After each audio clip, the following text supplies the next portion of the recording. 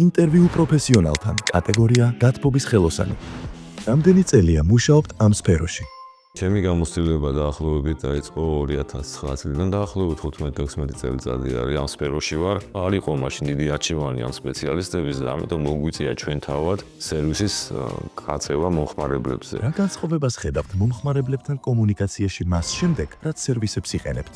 მნიშვნელოვანი გახდა თვითონ როგორ აღიქვავს მომხმარებელი, როცა მირეკავს, ხო?